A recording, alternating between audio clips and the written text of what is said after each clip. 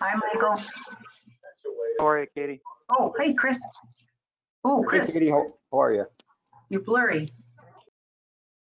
Blurry. A little blurry. Not a lot, but just a little. Fine tune yourself. Oh, there's Tom. And I see Tommy, and I see Chris. Oh, and I see Pete. Hello, Katie. Hello, Hi, Mayor. everybody. Gee, everybody that beard is getting, whoa, look at that beard. Nice and white. Well, I mean, it's much longer than the last time I saw you. Can't wait for the barber shops to open. Yeah, you and me both. Tom, you look pretty well coiffed. My wife is good with the scissors and that buzzer. We're doing okay over here. That's nice to know. Chris, you look good too. Hey, your Thank hair you. looks fine. I actually married my beautician, so who knew 38 years ago it would come in so handy? It'd be perfect. It's Okay. like I used Yeah, to think Chris, I should have married a mechanic. You know, when you don't know these things when you're younger, you don't realize if you're going to have foreign cars and things, a mechanic would come in handy. Right. I married Hi, my Jeremy. beautician too. So right now we've got Tom, Katie, Chris, Mike Gold, Mary Jane is on. So we have a quorum. Mike Nahom is on the phone, he said. Yep. Yes, he is. His hair looks good too, he said. Got to show a picture, Mike, or it doesn't matter.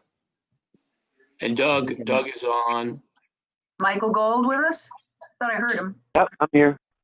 Hi, Michael. Hello, How are Michael. you? On. How are you folks? So we're looking at your screen here, Pete. Yep.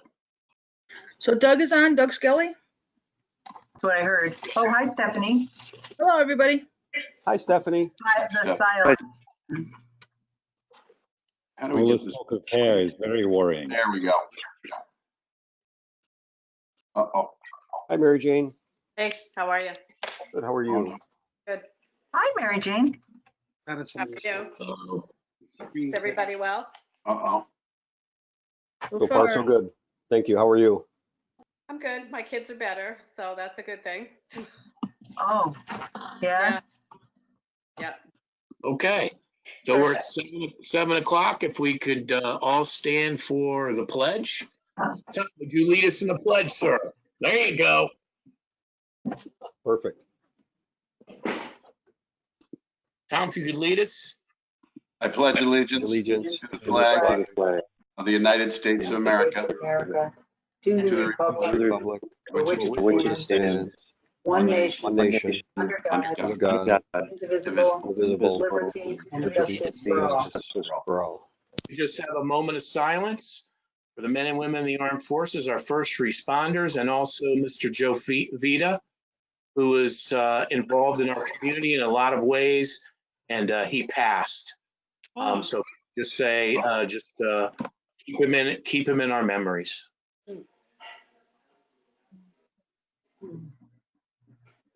Thank you, everybody.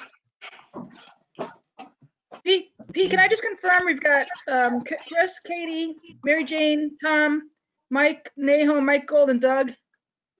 And you also have Doug Skelly.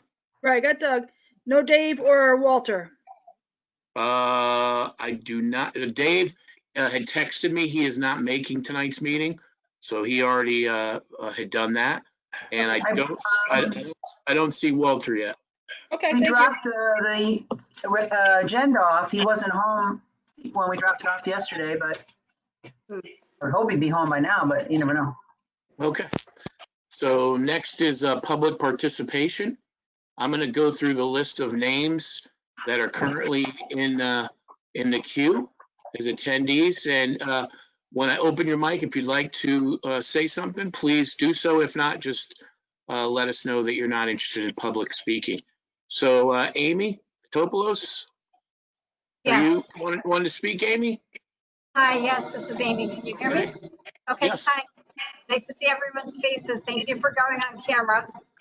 Amy Fatalis, 10 Chatfield Road.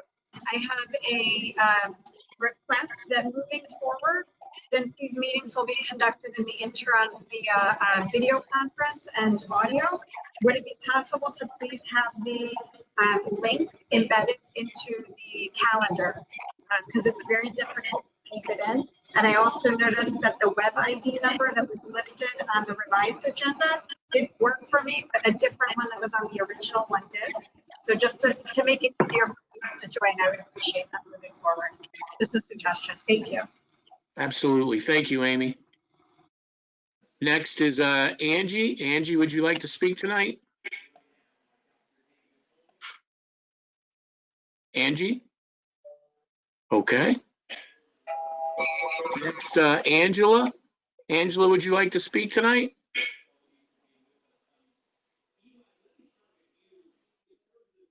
Angela? Okay. Pete, excuse me, but Attorney DeBella is trying to, he's listening. He can't seem to Yep. get in. Well, we're working on that right now, Katie. Okay, I'll let him know. Attorney DeBella, are you able to talk? Randy? Randy? No, he says no. Text no. His mic is open. So you may want to try on his end. While he's doing that, Diane Rizzo, would you like to speak to the council tonight? Well, they are signed. Public. Yeah. So this is the public session. Mhm. Interesting. Diane, would you like to speak to the council tonight? Okay. Yep. How about Eric? Eric, would you like to speak to the council tonight? Okay. And Joyce, would you like to speak to the council tonight?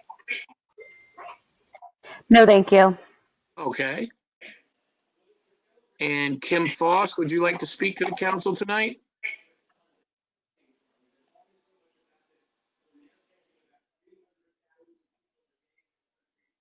Okay. And Kim Patella, would you like to speak to the council tonight?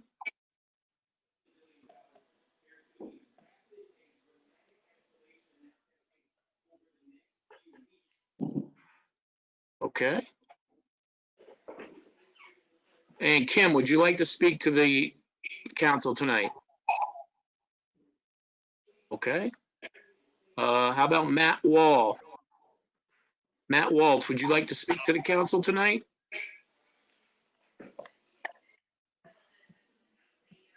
Matt? Okay. Hi, Megan, would you like to speak to the council tonight?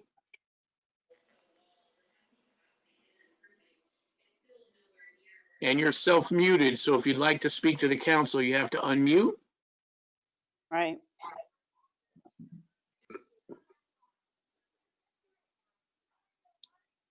Okay. Yeah, a lot of Now, us. can you hear me now? Yep, now we Yeah, can hear can you hear me now? Yes. Great, okay, wonderful. Megan Bird, 2 Carlson Road.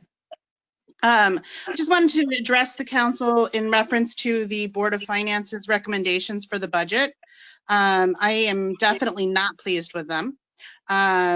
In this crisis mode that we are all in, we are going to need more resources, not less, especially as we start to reopen our community. Schools in particular within the community are going to need more, not less, next year.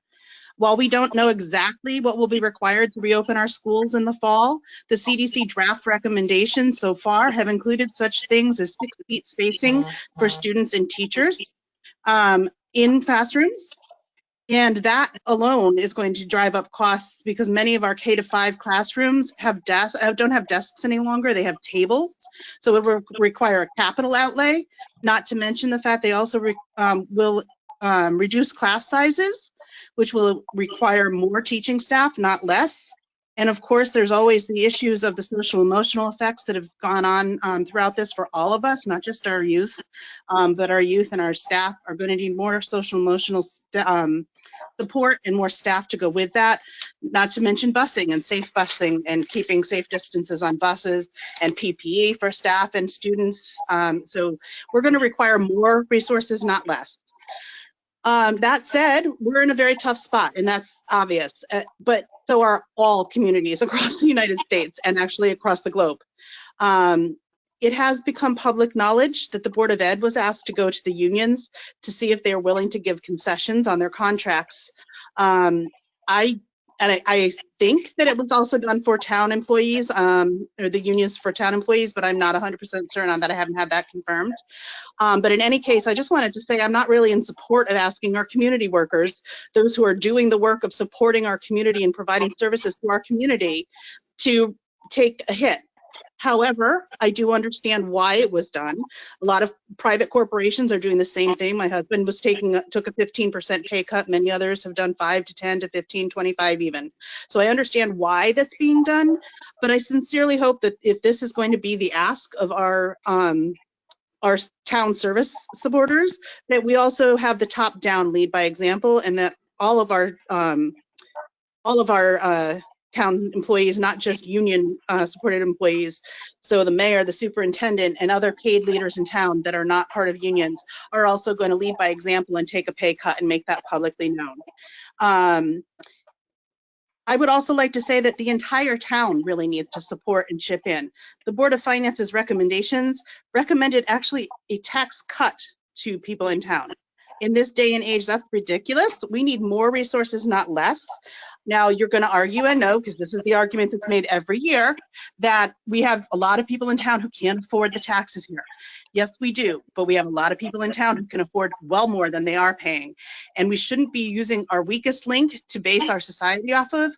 We should use our strongest links and use those to support our weakest links. So therefore, we should actually increase our taxes, have those who can pay, those who can't pay the full amount, develop a sliding scale. And if you can't pay at all, then you work on concessions for that and reducing taxes with that. But we certainly should not be reducing taxes in a budget year when we need more funds. I would also like you to consider using some of the $20 million that is sitting in our bank account. We certainly do not need to keep that much in our bank account to have our AAA plus rating that everybody is so bent on getting. I'm, an A rating, an A plus rating. We don't need a AAA plus rating. Bonds are going to be fairly easy to come by at this point with interest rates being so low and people wanting to get the economy going again. So I would suggest that we take some funds out of there, not a lot, a couple million, put them into our town and our education budgets. Because if not, we're going to find ourselves needing to do appropriations throughout the year next year. The other thing I wanted to comment on is I would like to suggest that similar to what you have done for the local small businesses, where you've set up a donation fund to use for loans for our small businesses, which by the way was a very good idea. I'm very impressed by that. I'd like to say that we set up a fund for donations to support our education system and to support our town's departments as well. And that's really all I had to say tonight. Thank you. Thank you, Megan. Next is Nick Ryan. Nick, would you like to speak to the council tonight?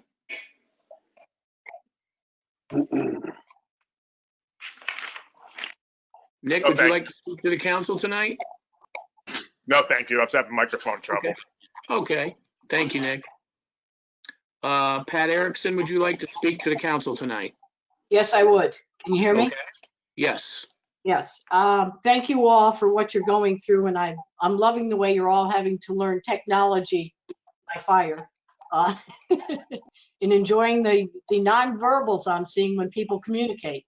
I just wanted to say that I feel strongly that the school board did not take enough of a hit in the budget cut. They've been closed. There's got to be savings from there, and they can find other savings. The town took a much bigger hit. You're going to have to, $500,000 worth of employees have to go. And although it is a hard time and a difficult time, as Megan said, you hear this every year. Well, this is the first year we've had anything like this in our life. And our unemployment rates are worse than they were during the Depression. And it might be nice that the schools are going to need more, but I think the families are going to need to feed their families. And right now, that's a huge issue in this town.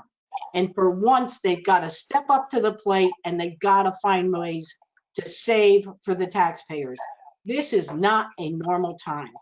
So I want to see a bigger cut on the school side. The town side, I think, was hit pretty hard, but I don't think the school has taken enough. And I don't believe any way possible the schools are going to reopen in the fall. I do not see it happening. So I think we're going to be doing a lot more distance learning. And I think we really need to think about the people that cannot buy groceries at this point in time. Thank you very much for your time. Thank you. Next is Rebecca Rosen. Rebecca, would you like to speak tonight to the council? Rebecca, would you like to speak to the council tonight? Hello, Rebecca, would you like to speak to the council tonight? No, thank you. Okay. Next is Roseanne. Roseanne, would you like to speak to the council tonight? You're gonna have to unmute yourself. There you go. Yes. Okay. Hi. Okay. I would like to start. Well, first I'll tell you my name, Roseanne Petruso, 10 Cortland Drive. I want to thank Mayor Bass and the rest of the town for all of the support that's been given to the community, for the local businesses. I think that the parades, the unity parades that have happened have really boosted people's spirits in this difficult time. Tonight, I'd like to address the additional cuts to the Board of Education budget. I work in a nearby town as a teacher, and I was listening to their Board of Finance meeting, Board of Education meeting last week, and they brought up some good points that I was also considering in terms of thinking about the year ahead. That while it, we are in a difficult time and we want to lessen the burden on people, we also have to prepare for the burden of opening schools and what that would cost. So one thing to consider is curriculum work. The schools need to identify big ideas and understandings that are essential for each grade level, broken down by time of year for mastery. This is something we, most districts didn't have done. Yes, we had curriculum in place, but we weren't prepared in trying to turn it into digital learning to turnkey that. So we need to do some work there. We need resources and activities to be identified and planned for virtual, in-person, and blended learning, because we know that the school year is going to look different. In terms of make any changes to curriculum, you need to provide professional development for teachers. Just like you're all learning how to go virtual, teachers need training in new ways of delivering instruction, time to learn digital resources, and effectively plan to meet all of the students' needs. Right now, yes, we're calling it distance learning, but it's more teaching under an emergency. It's not, we didn't have the time to plan it out as well as we would have liked to. In addition to training for teachers, parents need training. We need to provide tutorials of how to support their children with resources and demonstrations of how to do this new math. I'm learning a lot myself of how to do different ways of doing division and multiplication with my son. Transportation. This, I think, is going to be a big hit for the town. If there are staggered start times, that's going to involve additional bus runs be added, and we know transportation is expensive. We're going to have to look at reducing the number of students riding a bus, which might require more buses. Social workers and psychologists. The mental health impact of this crisis will need to be addressed. Students and teachers have both been traumatized from these events and will likely be fearful of returning to school. Plus, we have no idea what they're experiencing in their homes right now. People have talked about food insecurity, domestic violence. As it is, we don't have enough counselors and psychologists to meet the current demand, let alone the anticipated demand. I believe when the Board of Ed was presenting their budget, that there was like one counselor per 200 students or more, and that's just not an effective number to meet the needs. In terms of building and grounds, school custodians and janitors will need to take extraordinary steps to keep the school clean throughout the day. I would foresee the need to add additional staff during the day to clean touch points and shared resources regularly to prevent the spread. So those are just some things I wanted to bring to the board's attention and for the consideration when considering a final number for the Board of Education budget. And I thank you for your time. Thank you, Roseanne. Next is Susan Crawford. Susan, would you like to speak to the council tonight? Susan, would you like to speak to the council tonight? You'd have to unmute yourself if you'd like to speak to the council. No, I don't wish to speak, just listening. Thank you, Susan. Next is Susan Swanson. Susan Swanson, would you like to speak to the council tonight? Yes, I would. Okay. I'm a resident of New Milford, and I'm also a New Milford school teacher. I live in town with my 89-year-old mother. Let that sink in. We're going to be going back into buildings which are already very, very crowded. Some of the recommendations that are being made by the state in order to reduce the classroom sizes are to utilize the cafeteria space, are to utilize the library space. I can tell you right now, in the New Milford school system, at the middle school, classes are held inside the library. Study halls are held inside the library. Study halls are held inside the cafeteria. Okay, so those extra spaces that the state thinks are available in many buildings as a way to offset some of the crowding don't exist in our school systems because they're already being utilized for classes. So we really need to think about the number of people we're putting in the building, the amount of cost and resources that we're going to need to utilize in order to create a safe environment. Because not only am I going home to an elderly person, but those kids, some of our kids, and they're our kids, they're not, we take on that fiduciary responsibility for those kids when they're with us. We considered that responsibility of in loco parentis to be very, very serious. As all of us can tell from past precedent of when we watched and witnessed what happened at Sandy Hook, okay? I don't want children to be sick. I don't want children to take sickness home to grandparents and have their grandparents die. The only way we're going to be able to do that, okay, and prevent that from happening is for us to have the appropriate measures available to keep everyone safe. That means that there needs to be protective equipment such as masks, there needs to be distancing, there needs to be extensive cleaning that goes on. Because ultimately, if we're not alive, if any kid dies and it's on our watch, who wants to hold that responsibility? So I'm asking you, because I understand, I mean, I don't want to see anybody out of a job. I know how hard it has to be for folks who are struggling and who aren't working right now. And that's why I'm a firm supporter of Helping Hands. I've donated to Helping Hands. I was out there waving the flag when the parade came by. I've given money to Camilla's Cupboard because I believe in helping the other members of our society who are in worse shape than we are. Okay, but we have to if someone dies, all of those other opportunities for employment, for growth, for celebration, their lives are dead. They're over. They're over. So we have to put safety first. That has to be the top priority. And you can't do that by taking money away. When you're asking for more, you can't ask for more to happen with less. Teachers, this was an emergency situation. I know teachers, they rose to the occasion. They said, no, we didn't learn this, but we're going to learn it on our own time. We're going to put in extra hours. We're going to do everything we can from home. I've been on the phone for an hour and a half with one kid just to walk them through what they need to do because they couldn't do it on their own. Okay. And I'm happy to do that. But you have to, teachers are giving of themselves and they're being asked to provide and perform as they've never been asked to before, and without any training and any resources. They're stepping up to the plate because they believe in the kids and they don't want the kids to fall behind.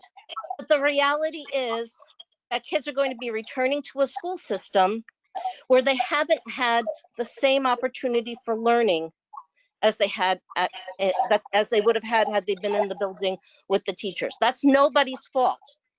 But we're going to need to have other pieces put in place to help the kids to make up for any losses that occur. Susan, can you kind of wrap it up because the 3 minutes is over for Okay. participation. Well, thank you very much, first of all, to all of you for your time. I appreciate you giving me the opportunity to speak to you and for you to listen.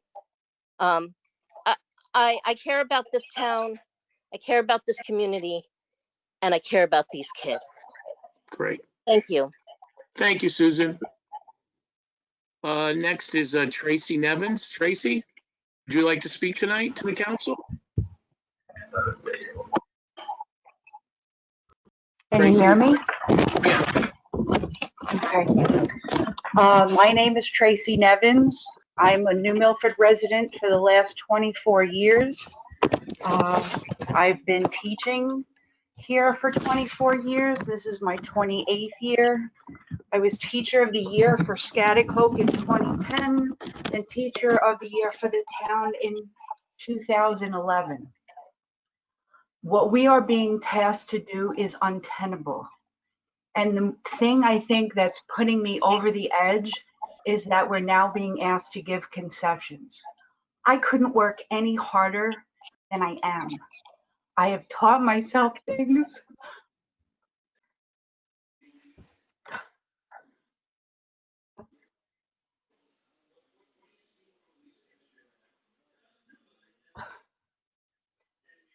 On my own. I have one of my students' parents who was in the hospital calling, texting me through Facebook to see how the kid is doing. We are working 10, 12 hours a day. I'm here long enough to say that we've lived through many freezes. There are all sorts of things that the teachers have done. And I think this has just, I don't know what to say. I mean, are we not appreciated? I don't know. One can see what we're doing because we're in our house. I have a 74-year-old mother that I am also helping to take care of. My brother died 12 years ago. My father died 2 years ago. She's all I have left. So it's not just trying to take care of the kids. I think you have to consider that. You know, oftentimes it's, oh, the teachers will do it, no problem. You know, I don't know what else I could give. Thank you. Thank you, Tracy. Wendy, would you like to speak to the council tonight? Wendy, would you like to speak to the council? You have to unmute yourself if you'd like to speak.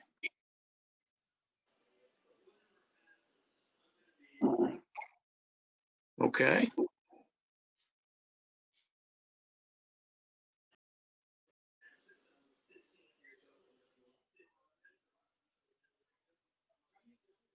Okay, we'll see if we can unplug. Town Attorney DeBella, are you available now? You have to unmute yourself.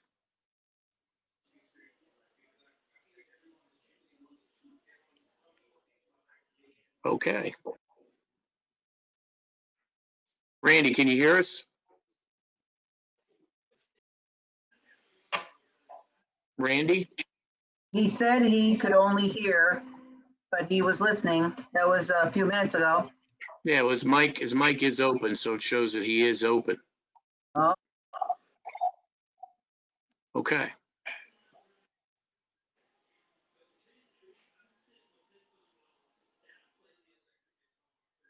Okay.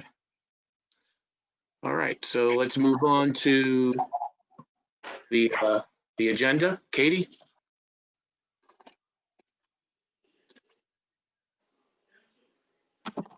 Mayor's remarks? No? Okay. Yep. So first, this week is National Police Week. So we'd like to thank Chief Ceruto and the New Milford Police Department for all their efforts during this pandemic. Just a COVID-19 update. And speaking to our Health Director, Mike Crespin, today, confirmed COVID-19 cases in the state of Connecticut, there's 33,765. In Litchfield County, we have over 1,200. Hospitalizations are 17, and that's the same as yesterday. In New Milford, we have 226 confirmed cases, and that's up 2 from yesterday. And deaths are at 15. So if we could just say a prayer for those that are deceased and their families. Also, we continue to practice the stay safe, stay home protocols, which are hand hygiene, 20 seconds under the spigot as warm as they can take, making sure you wash your hands up to your wrists, under your fingernails, also the 6-foot social distancing, gathering to 5 people or less. If you've traveled outside of the state of Connecticut, please self-quarantine for 14 days. Get some exercise, as stated by the medical experts. If you could call or email to check on family or friends, that's very important, especially the elderly. And please wear a mask when out in public, especially when you're out shopping in stores or when you cannot keep the social distance of 6 feet or more. The Milford Police Department is continuing to monitor our parks, fields, playgrounds, basketball courts, skate park, tennis courts that are currently closed due to social distancing. I'd like to say a special thank you, as we all do, for our first responders, our medical staff, our town employees, our essential employees and businesses, nonprofits, volunteers, our faith-based groups, and our entire community. It was truly inspiring these last 2 Sundays. And thank you to Chiefs Squires and Waterwitch to be a part of the Unity Parade, to see all of our community that did come out waving flags, holding signs, to thank our first responders. It truly makes our community really special.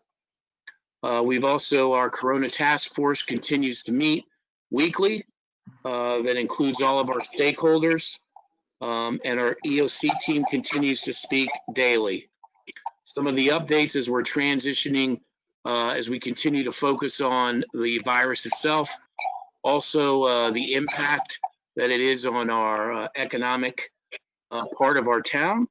One of the things Governor Lamont is talking about is on May 20th is reopening of New Milford, and he put some guidelines out as far as hair salons and barbershops, museums and zoos, offices, restaurants, and retail. I met with our Health Director, Mike Crespin, our EOC Director, Jim Furlow, our Planning and Zoning Officer, Laura Regan, Economic Development Director, Karen Pollard, all in efforts to see how these guidelines affect New Milford and how they open up with New Milford. And I will be talking to the council when more information comes back from the state of Connecticut, as they still haven't completed their guidelines as of yet. But the goal is to help as many of the businesses as safely as we can open up properly according to Governor Lamont and the task force. We continue to do our road work. Our chip seal roads begin next week, weather permitting. And that's all I'd like to say for our update with mayor's comments. Okay, Mayor Randy, Attorney DeBella is going to phone in. I just gave him the pin, so keep your eyes peeled for him. Okay, agenda item 4, move to accept the consent agenda. Item 4A, prior minutes. Second. Any discussion? All those in favor? Aye. Aye. Opposed? Thank you. Item 5, COVID-19 update. We have Special Advisor to the Mayor, Jeremy Levin, to speak to us. Excellent. So before Jeremy speaks, first of all, I'd like to thank him for taking on this effort for the town. Mr. Levin, just as a brief introduction, is currently the CEO of Orvid Therapeutics. That's a company dedicated to providing innovative medicines to children and adults with neurological disorders. Mr. Levin also is the chairman of the Bio, I want to make sure I get it correct, and if he will correct me, but it's the Bio Institute for the United States, the Bio Innovation Organization. He also has awards from the Fierce Biotech's one of the most influential people in biopharma. He's had the Kermode Prize for work on novel hypertension drugs, the Albert Einstein Award for Leadership in Life Sciences, the B'nai B'rith Award for Distinguished Achievement for Commitment to Improving Global Health, and the Officer's Cross Order of Merit from the Republic of Hungary. So, Mr. Levin, if you could take it away, let me make sure your mic is there. Yes. Mayor Pete, and also council members, thank you for having me in time with you today, and I regard that as a great privilege. If I may, just one comment. The disorders that I look after include Angelman's and Fragile X. And amongst the audience and today, and those who spoke, are some of the people that I admire most, the teachers who spend their time daily looking after these kids. It's 24/7 at home, even without COVID. And now I know a lot more about the suffering that they're going through. So I appreciate you giving me the chance to listen to that. In addition to which, I offer you great respect for what you have accomplished by unifying the town mayor and council members. It has been remarkable. I thought what I would offer to you this evening, and when you get tired of this, just hold up your hand and say enough, or cut me off. I think you have the electronic ability to do that. I'd offer you, first of all, my background here in New Milford, despite the funny accent, and then walk you through what I'm doing nationally. And then, to the extent that it's helpful and it is important, I'll be happy to answer any questions that anybody poses to me at this stage. Is that acceptable to you, sir? Absolutely. Terrific. So let me just say that I have lived in New Milford now since 1987. My wife and I were married here. I live on Hine Road. I farm here. My background is that I've raised my children here. I love this town. It's a very special town. And to watch it come together to face this invisible enemy is quite remarkable. I'm a doctor and a researcher, and I also have run one of the largest pharmaceutical companies. I was sent out of America to Israel to run that company and to teach them about American ways of doing business, and returned 5 years ago, I must say, with some considerable relief. I was appointed to run the Biotech Innovation Organization, where I'm a chairman. And I'll tell you a little bit about that because it's important. Most of my life has spent looking after two key things: driving innovation and trying to help children and make sure that patients get the medicines they need. I love that. My entire life is about medicine.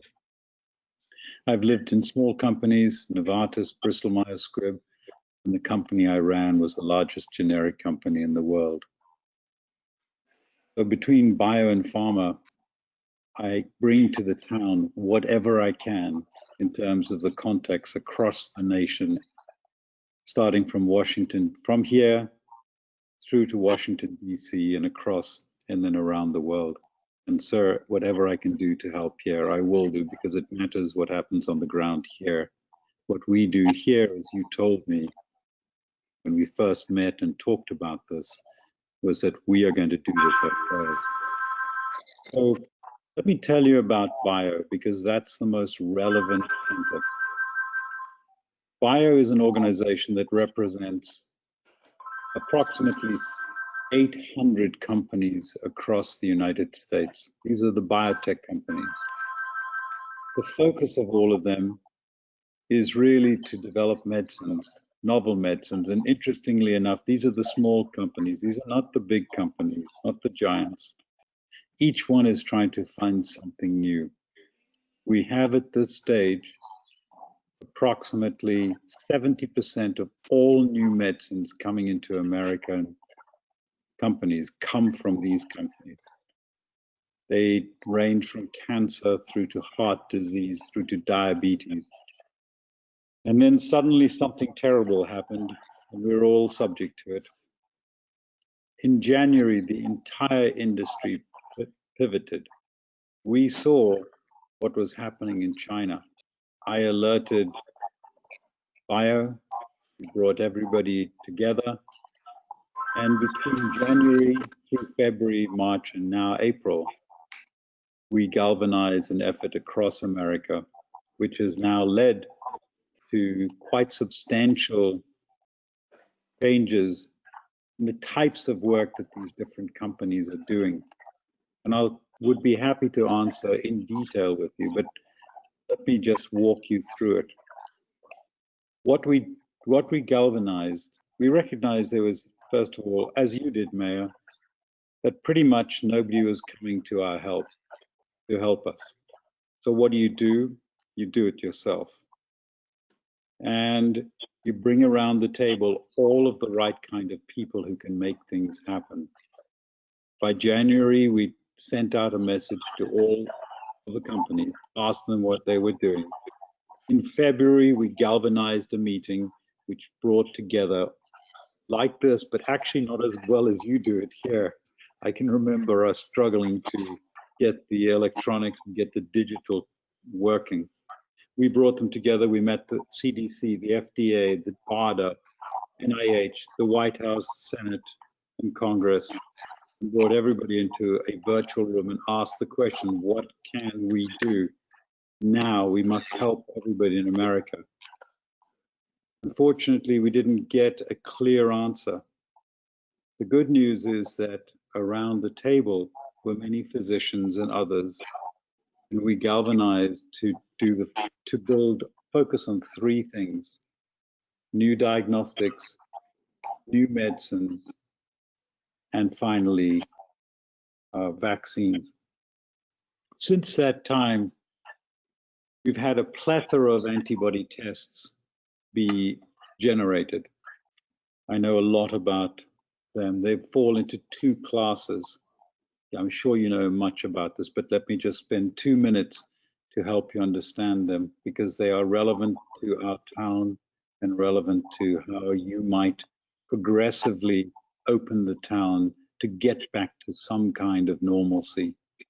Number one are the antibody tests. There are many of them now, but those that are most reliable have come from the large companies like Roche and Abbott. Actually, we have the facility close by to run many of them in the hospital, locally, and also if one wanted to, down in Danbury and in the facility in Boehringer Ingelheim. And it's not something that's difficult to do. Many biotech companies are actually doing it in their own facilities and testing all of their employees every time they walk in there. It's asked, those are antibody tests. They test whether or not you have been infected in the past. The second type of test is it actually asks the question, do you have the virus now? And again, Roche, Abbott, and others have a very good test for those. And you're able to assess very quickly whether or not you have them. There are many other tests. I am incredibly impressed with the way the FDA has rolled them out, but they haven't hit the ground. They haven't yet made it cheap enough to actually do it on a national scale, which is the way that it has been pushed back in countries like Korea and indeed others, where national testing is the norm. Hopefully we'll do that in some fashion or some form. Then, knowing that in January they were let's turn to medicines. In January, in the United States, there were only a handful of companies working on medicines, and they fall into two blocks. Block number one is, do you have something to attack and to kill the virus? And sadly, no, there was nobody working on this. And so that in that block, what we were left with was, number one, testing existing medicines, and then asking the question, how quickly can we get others going? And there realistically was only one that has shown true scientific benefit, and that is remdesivir from Gilead.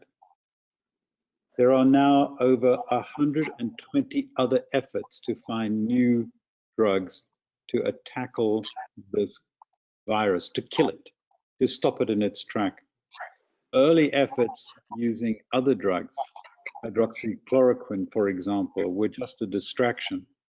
There was no scientific evidence for them. But the industry has revved up. We absolutely do have now directions in this. It's my firm belief that these new agents, coupled with remdesivir, perhaps, will have a fundamental effect in the next 6 to 9 months. We definitely will have them. Now, this is an acceleration of what happened in HIV. You started with one, it didn't work so well.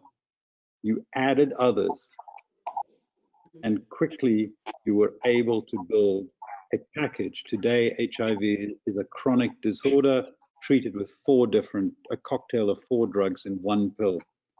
Almost certainly that's what's going to happen here, unless we get a magic bullet like a penicillin for that COVID-19. A little bit less direct, but very helpful, have been not the ones that kill the virus, but those that repair the damage of the virus. And there's quite a number of these. At this stage, perhaps some of the most encouraging are those that reduce inflammation. There's work with a drug called Actemra from Roche, another one from a company just south of here, actually, in Westchester County, and the Regeneron. All of these are moving along a path to say, how can we attack and reduce the inflammation, the catastrophic inflammation that we first think is what is causing this disorder. We don't know yet. There's a lot to learn there. And as we learn more, we understand that we even may have to understand how to do clotting drugs, drugs that stop terrible clotting, which now appears to be one of the major causes of pathology in the disease. This wasn't known 3 weeks ago. It is known now. And as a doctor, I can tell you, learning about a new disease like this is very tough. The price has been terrible. Over 1.3 million infected in this country, and the largest number of deaths that we've ever seen anywhere, more than the Vietnam War, and certainly more than the wars that I've been in. This is really, really, really uncomfortable. And now to turn to vaccines. I know you've probably heard a lot about vaccines.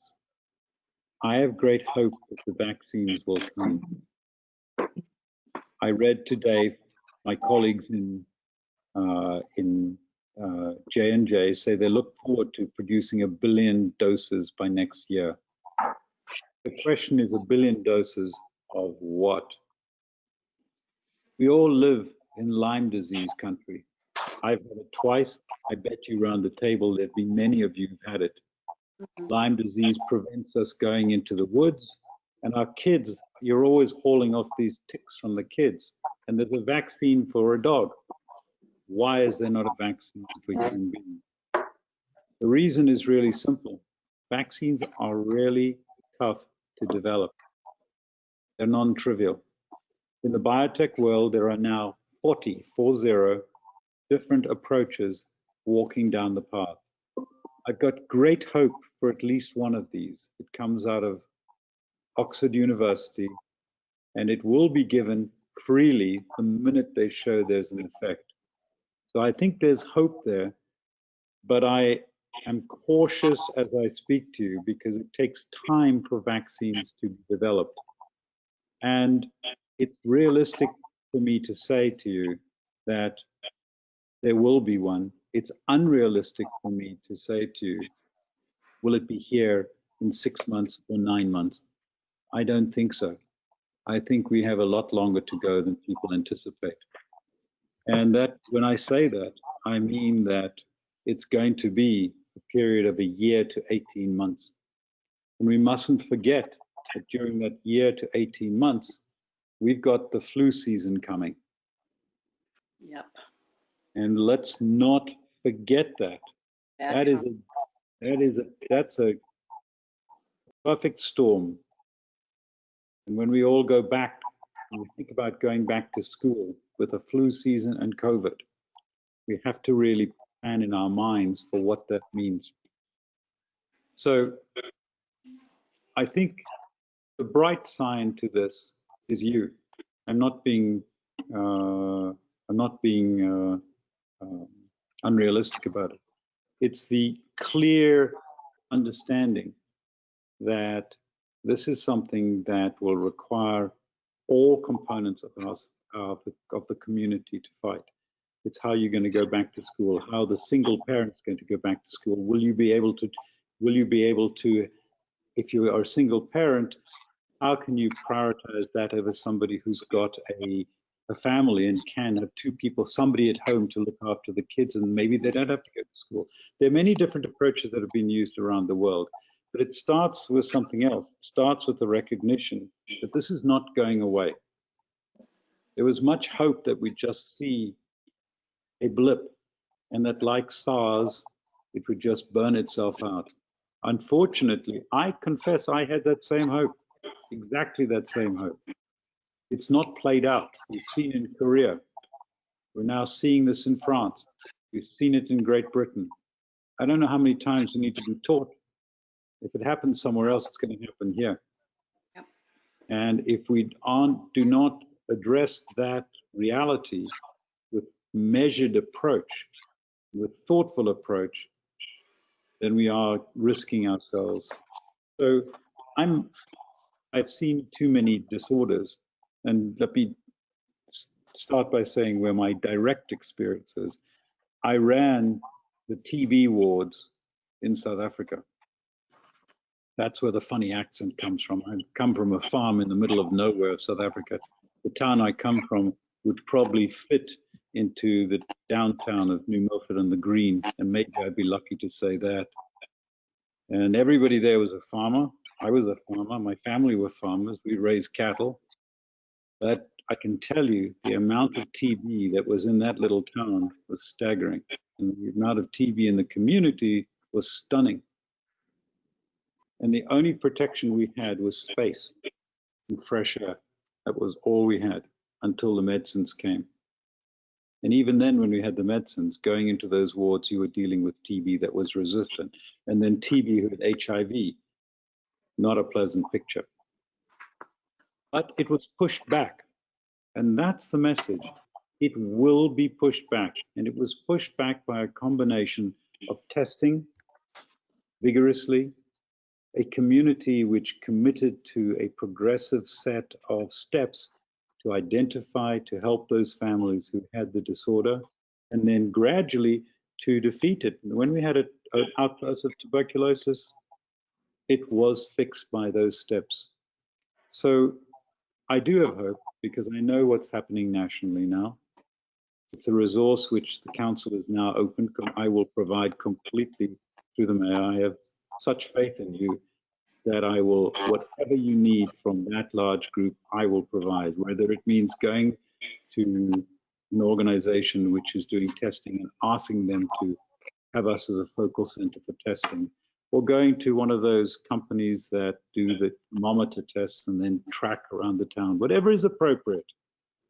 But I do think it does start with testing, followed by identification and progressive steps to open the economy, to allow people to work, earn money, and to get the economy going again. But if we don't do it progressively, I am concerned, Mayor. I will confess, I do have I've just seen too many deaths on this. So I've given you a 50,000 foot view. I know you may have some questions of me, and I would like simply to say you have my complete commitment.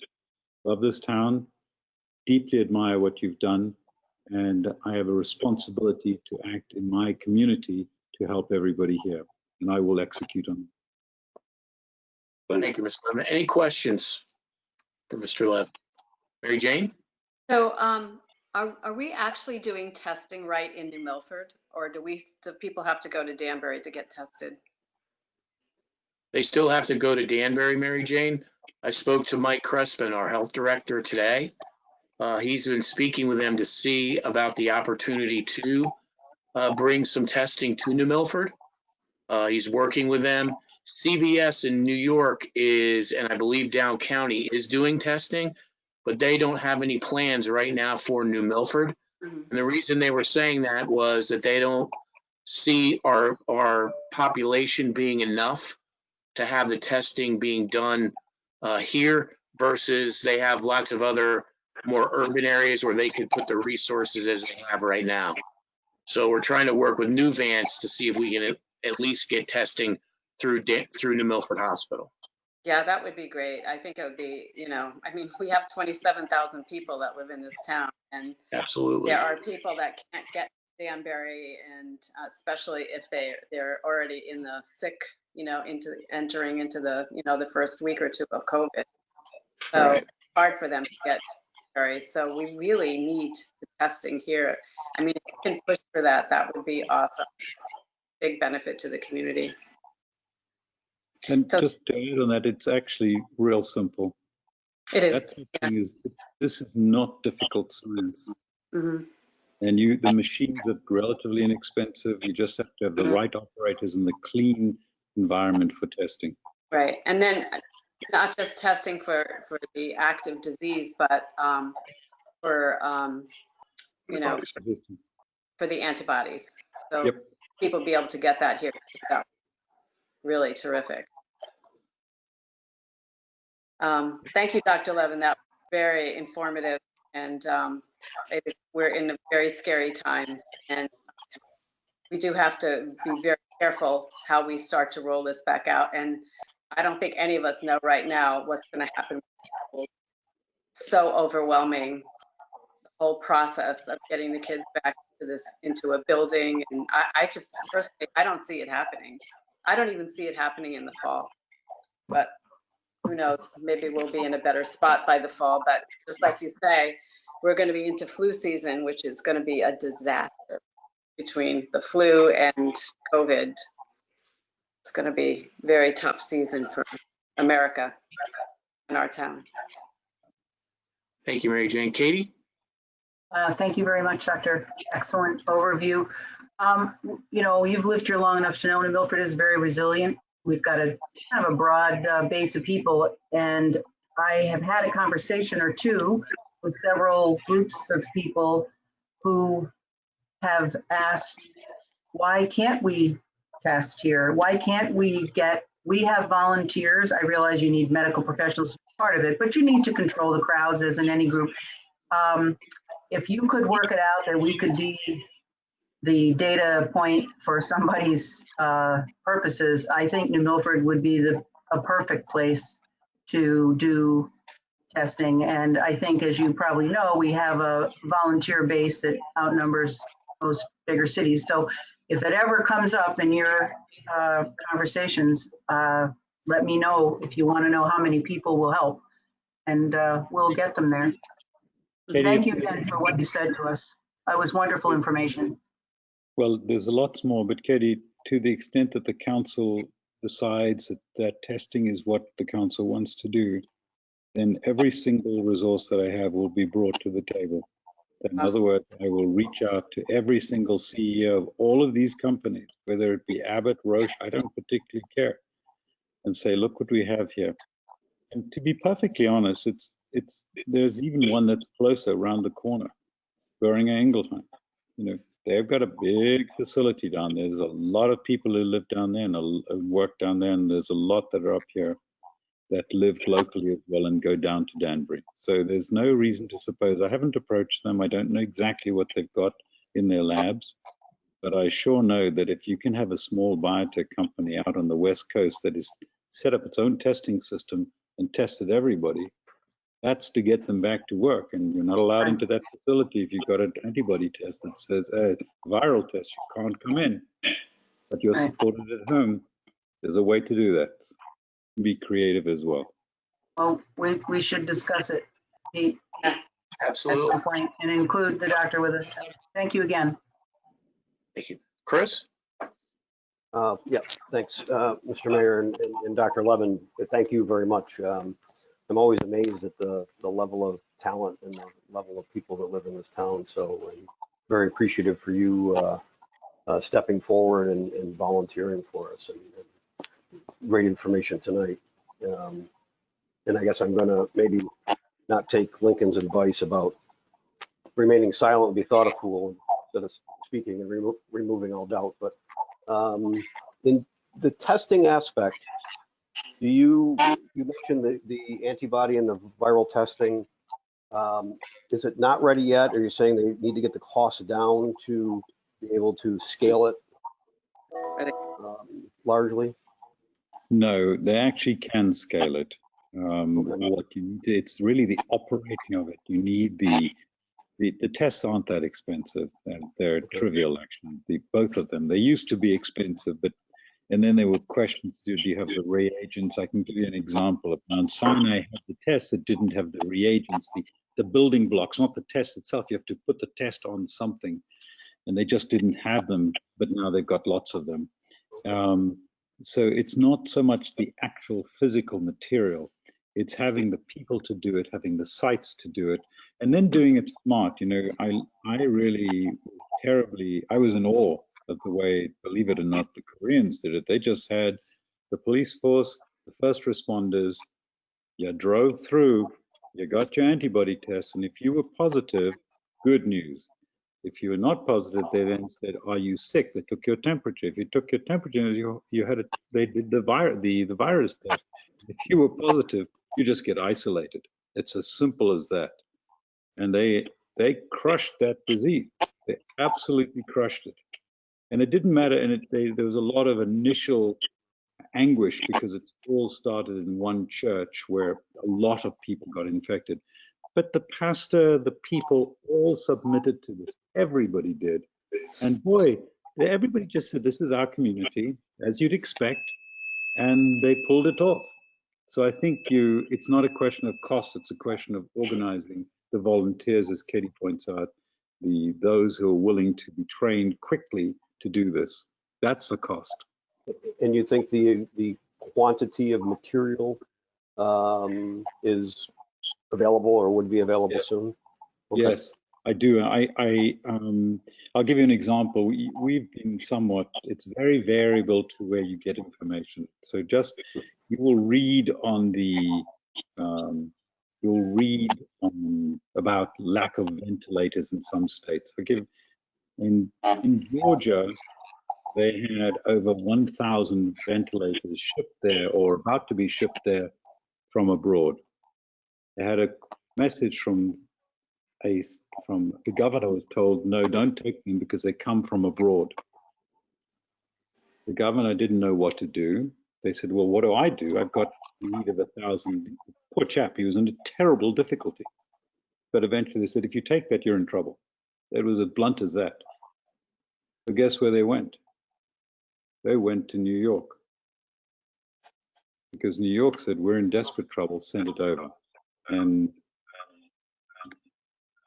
so when you hear about shortages of diagnostic kits, be a little cautious. There are people who say that, but I believe firmly that they're at this stage. 3 weeks ago, I'd have a different view. Today, it's actually not the case. I know that they're producing 200,000-300,000 test kits per day. Thank you, and thank you again for being here with us. Doug? Good evening, Dr. Levine. Thank you for coming with us and being a part of the conversation. I'm going to touch a little bit on what Mary Jane had mentioned. And obviously, the key for this, obviously, is the vaccine. As coming months come, we're going to see kind of a slowdown and kind of a doom time, but we're going to have probably come back in the fall.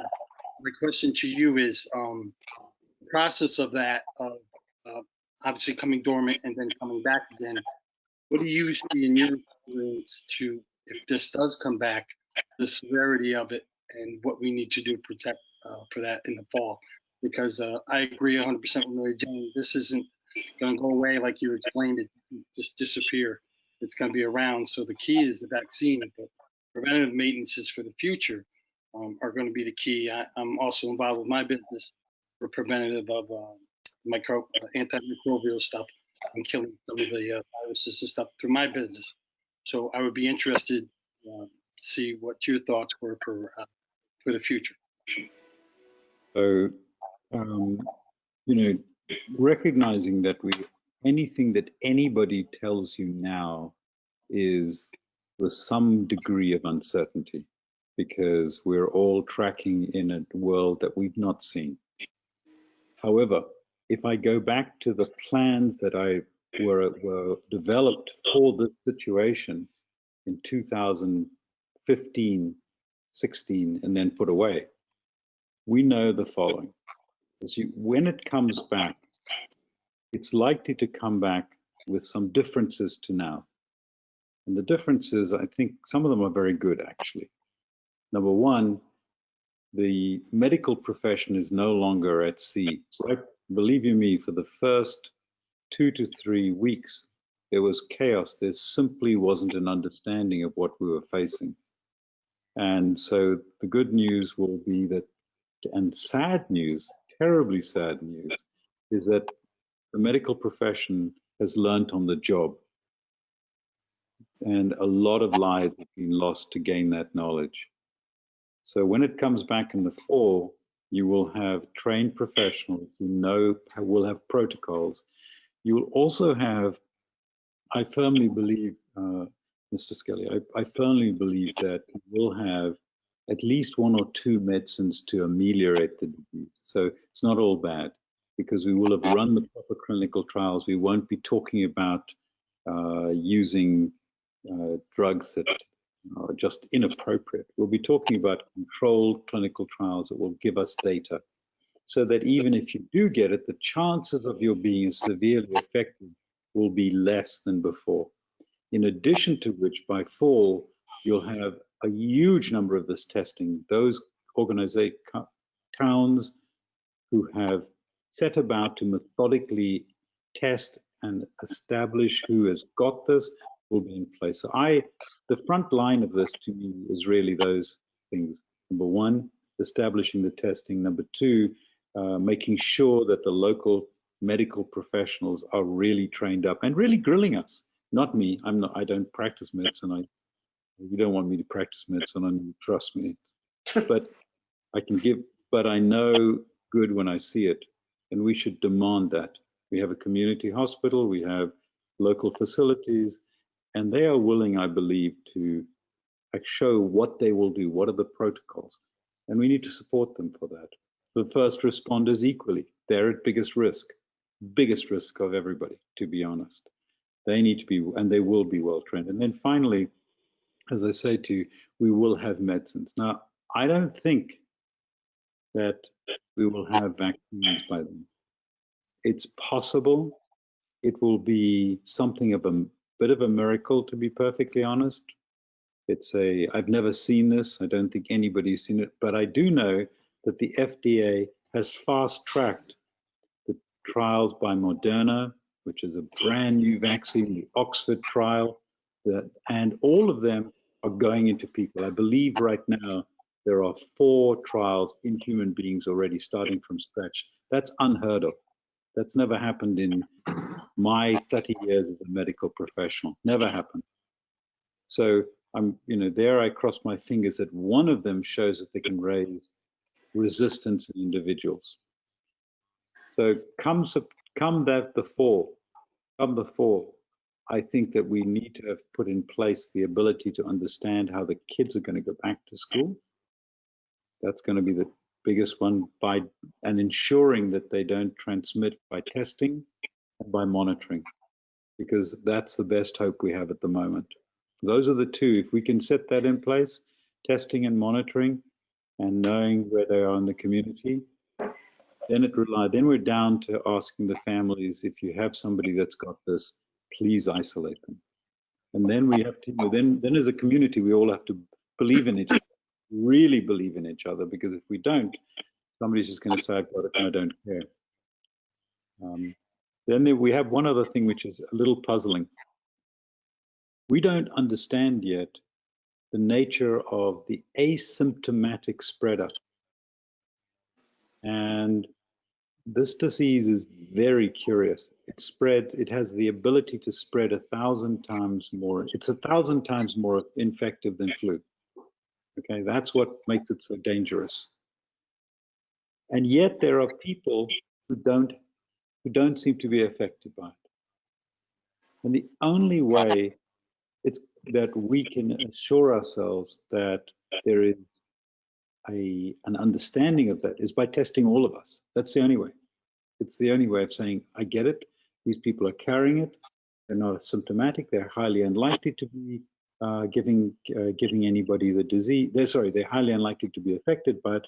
But for some reason that we don't understand, they do not display the disorder. Those people may offer us all sorts of clues. And the physicians I know in New York, in California, I don't really know if we're doing the study. I know in Boston we are. They're trying to understand those who've got no symptoms and yet are carrying it. What's special about these people? We may just have the answer by then.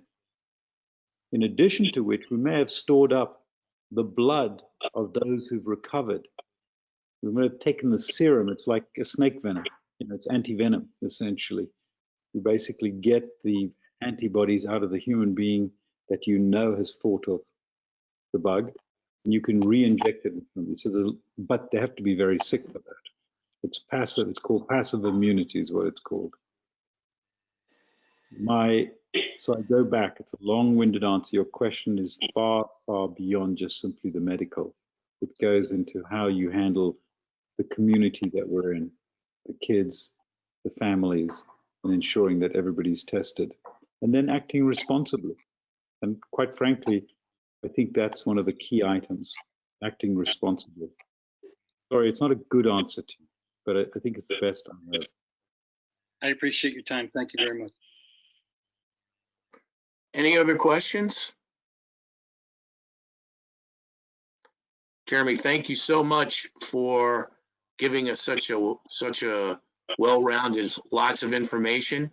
I can sense from the council that we would love for your expertise and your knowledge, if you could relay that back and see if there's a way for us to get testing, if we could be a beta point, New Milford, just from sensing from the council, we would love that opportunity.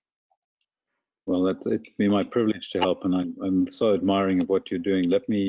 Let's caucus after this. I won't take more of your time, but I promise you that I will put my shoulder behind that. Whatever I can do, we will endeavor to make something happen here. Great. Thank you, Dr. Levin. Thank you. Thank you so much. Thank you. Any of the council last time that they'd like to speak to Dr. Levin? Okay. Thank you very much, sir. Thanks for your time. Thank you. Thank you. Thank you. Okay. Thank you. You ready? Yes. Item number 6. I move that we accept the cash donation of $2,000 from the Lawrence and Natalie Portell Foundation for, sorry, they said something. Sponsored by Kramer and Anderson, to be used for the Department of Social Services Food Bank. The fund should be placed in the revenue account 335-200-000-480-90-000. That's my motion. Second. Okay, Tom gave his second. Randy, are you able to speak now on the phone? How about now?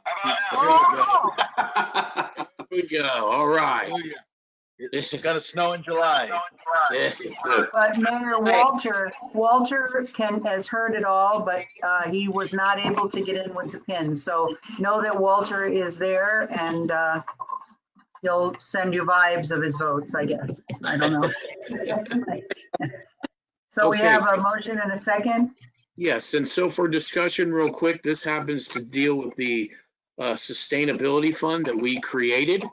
I'd ask Councilman Cosgrove to kind of lead the charge for us. Chris, could you kind of talk about the fund for our council members? Yes, thank you, Mayor. Basically, the fund is being set up.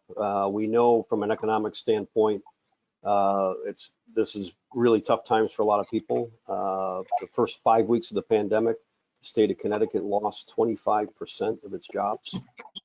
That's a higher jobless rate than was seen throughout the Great Depression. So to have it so deep and so fast is hard on a lot of people.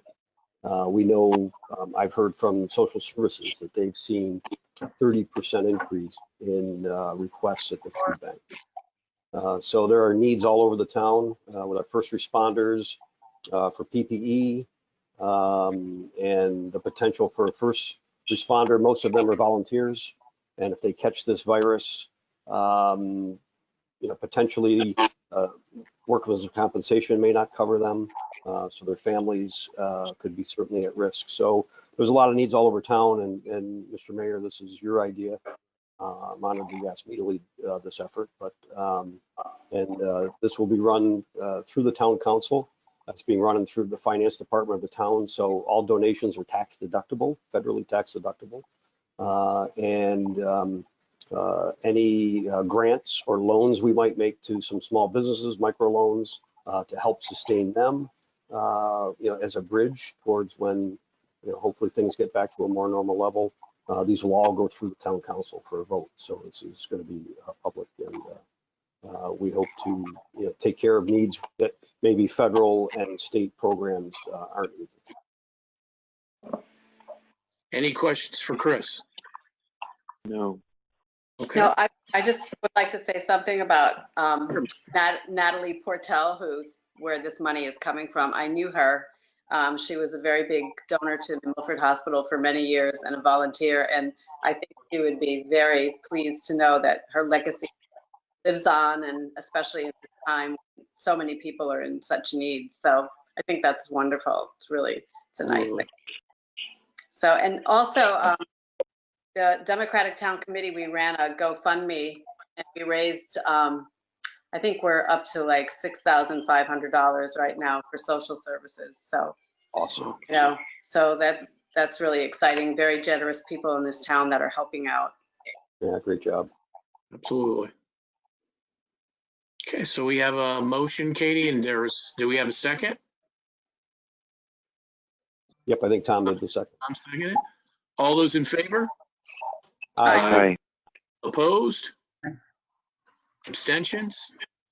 Thank you. Item 6B, move to take the $2,000 of the aforementioned donation from the expense account 33520 000 59902 900, which is the sustainability account, and place it in the New Milford Food Bank account as per the request of the Lawrence and Natalie Portel Foundation. Do we have a second? Tom, second. Any discussion on the motion? All those in favor? Aye. Opposed? Any abstentions? Thank you. I'd just like to make a comment on this, Mayor. It wasn't really for discussion. I just want to say that I think it's important that, Chris, thank you for that. We have a lot of people in town who have been donating to the food bank.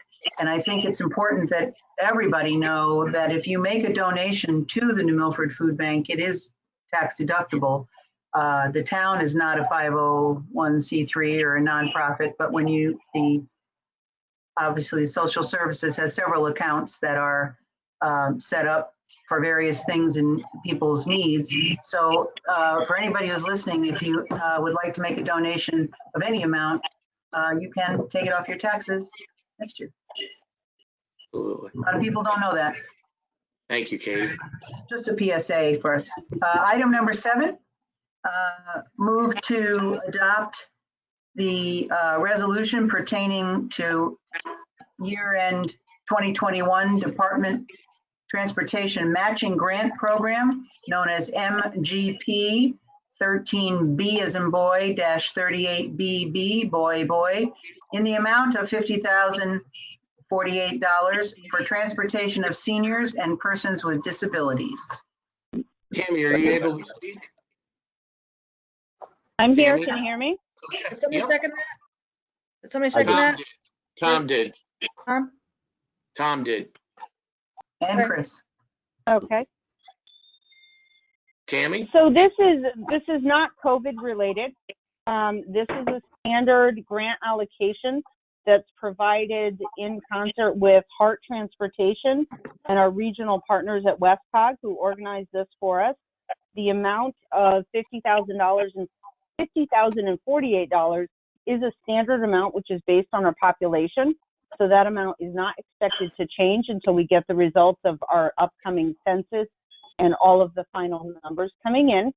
The appropriation, so this grant fund helps support both of the bus drivers that we have driving for the senior center, as well as some of the costs for maintenance, repair, and support of those bus vehicles. The buses themselves, we get through the state of Connecticut through a different grant program, and they're on a rotating schedule for replacement. Earlier this year, we did receive a new bus because of our efforts that both you have approved and the senior center has moved forward.